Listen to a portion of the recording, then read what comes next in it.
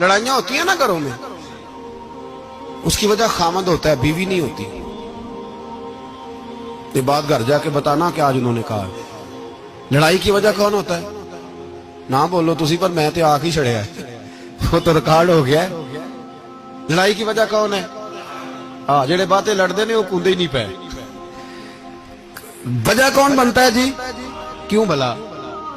اس لیے کہ نبی پاک صلی اللہ علیہ وسلم نے فرمایا عورت کی اگر آدھی ہے تو تیری تو پوری ہے نا. جس کا مطلب ہے لڑائی اگر بچ سکتی تھی تو مرد کی وجہ سے بچ سکتی تھی، گھر میں امن ہو سکتا تھا. کہتے ہیں یہ بڑی بیوقوف ہے، میری سنتی نہیں. تو میں نے کہا جو اس سے بحث کر رہا ہے وہ سیانا ہے؟ بولیں. جو بحث کر رہا ہے وہ عقل مند ہے؟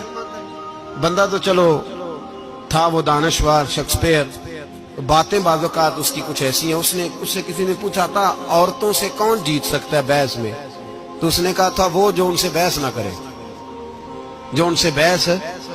تو بھائی تو وجہ اس لیے کہ حوصلہ تو نہیں کرنا تھا. نبی پاک علیہ السلام نے فرمایا بی بی ٹیڑھی لکڑی ہے، سیدھی کرنے کی کوشش کرو گے تو ٹوٹ جائے گی.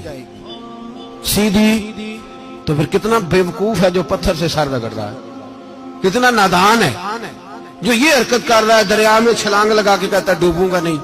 تو بھائی حوصلہ پیدا کرے، علم پیدا کرے.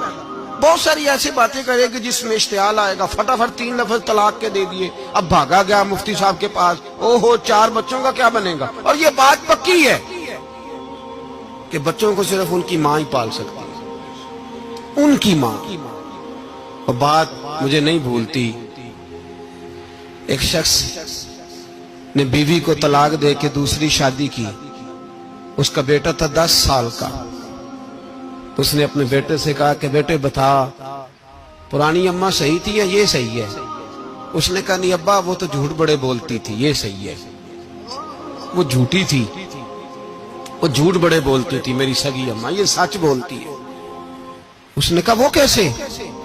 کہنے لگا اس لیے کہ میں کوئی شرارت کرتا تھا تو میری سگی اماں مجھے تھپڑ مارتی تھی اور کہتی تھی تجھے روٹی نہیں دے رہی، جا دوڑ جا گھر سے.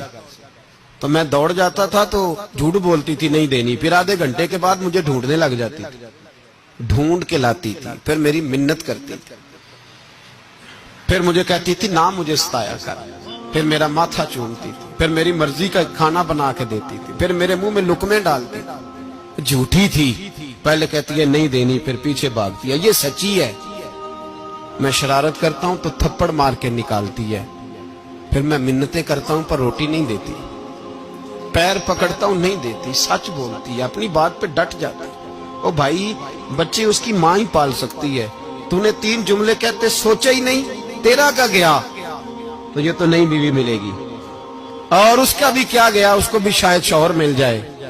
ان پھولوں کی پرورش صرف ان کا مالی کر سکتا ہے، دوسرا کر سکتا. تو نے حوصلہ ہی نہیں کیا.